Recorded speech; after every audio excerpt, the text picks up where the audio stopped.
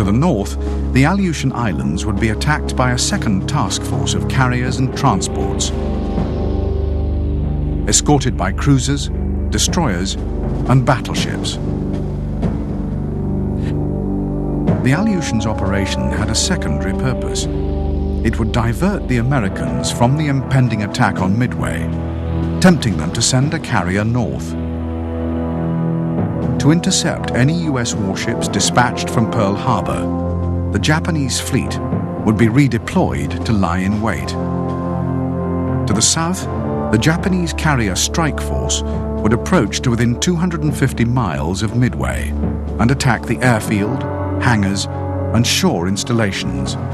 The invasion would quickly follow. As the Midway landings were in progress, the carrier strike force and the main force battleships, redeployed 500 miles from the island, would lie in wait. When the Americans sailed from Pearl Harbor and were detected by the submarine cordon around Hawaii, or long-range reconnaissance patrols flying from the Marshall Islands, the Japanese carriers would engage. The big guns of the main force battleships would then finish the remnants of American sea power in the Pacific.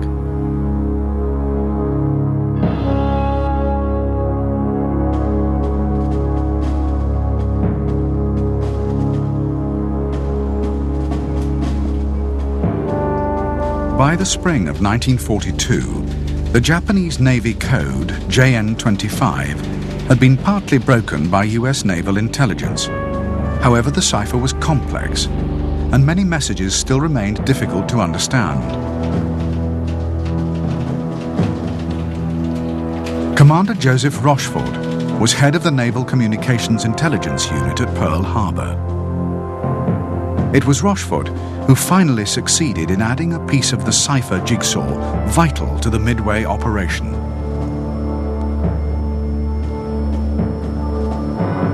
By early May, from partially decoded Japanese messages, Rochefort was sure a big attack was planned for Midway.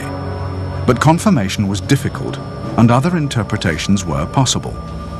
The code that the Japanese used to represent the island was unknown, but was suspected to be the letters AF.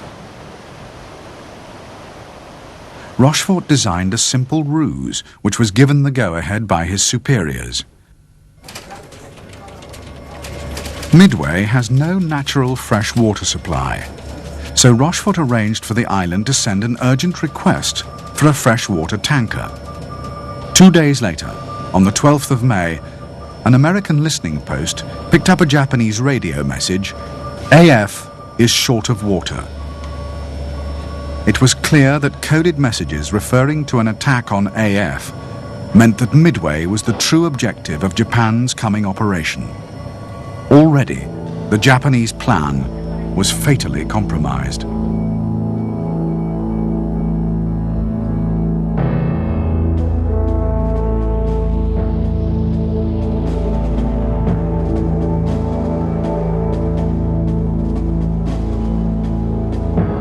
Although the Americans would be heavily outnumbered in the coming battle, thanks to the codebreakers at Pearl Harbor, they could at least now estimate the probable date of the attack to within a few days, somewhere between the 4th and the 8th of June.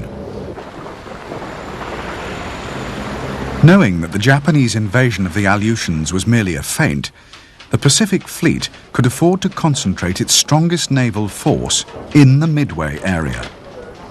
Furthermore, because they knew that Japanese aircraft carriers would be lying in wait, the Americans could ignore the actual invasion force and go all out for the enemy carriers.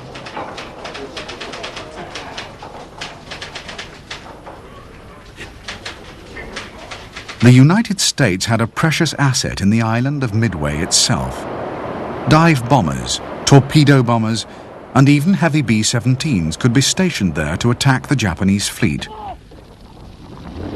As an unsinkable airbase, the island would be invaluable as an emergency landing strip for carrier aircraft, crippled or running low on fuel. In addition, Midway had 2 old but powerful radars, which could be used to help detect and track Japanese attacks. The United States naval plan to counter the Japanese operation against Midway was carefully designed to make full use of every advantage the Americans possessed.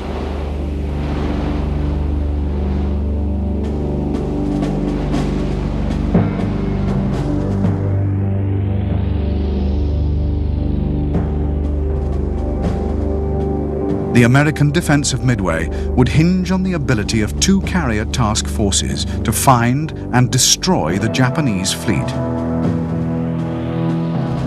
Task Force 16, based around the carriers Enterprise and Hornet, would be first to sail from Pearl Harbor.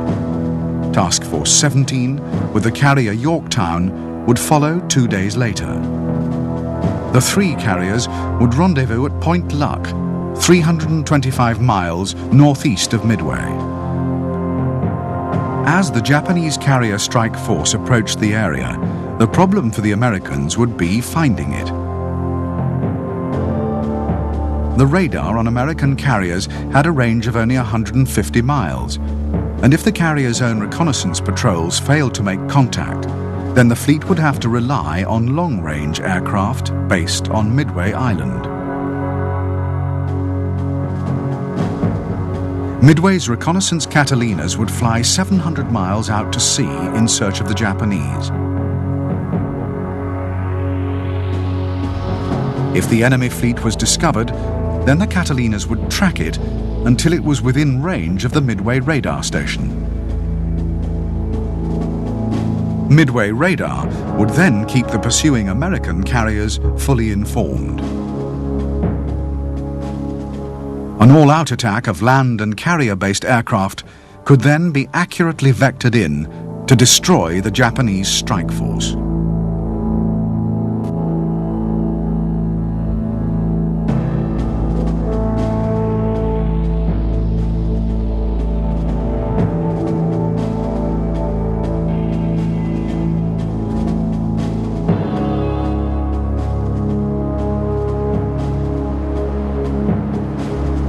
Admiral Isoroku Yamamoto, author of the plan to defeat the United States Navy at Midway, had been appointed Commander-in-Chief of the Japanese Combined Fleet in 1939.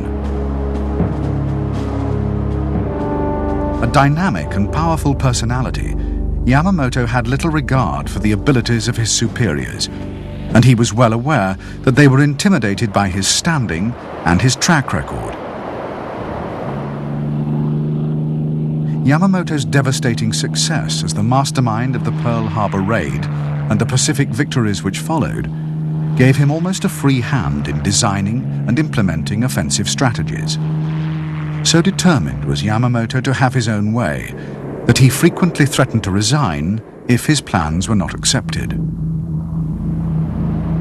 In his youth, Yamamoto had studied at Harvard University and as a graduate had served in Washington as naval attaché.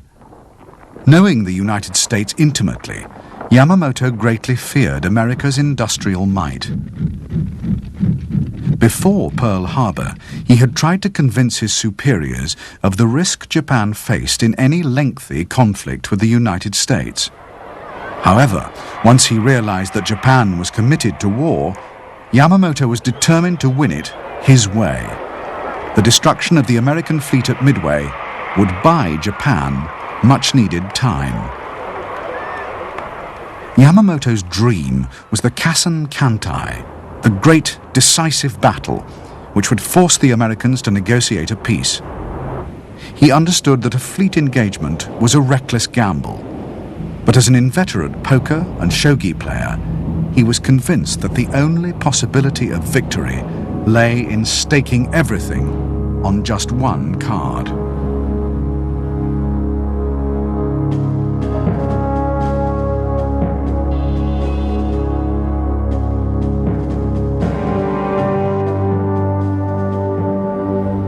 Admiral Chester Nimitz, a gifted strategist and organizer, had been appointed Commander-in-Chief of the U.S. Pacific Fleet on the 31st of December 1941, immediately after the Japanese raid on Pearl Harbor.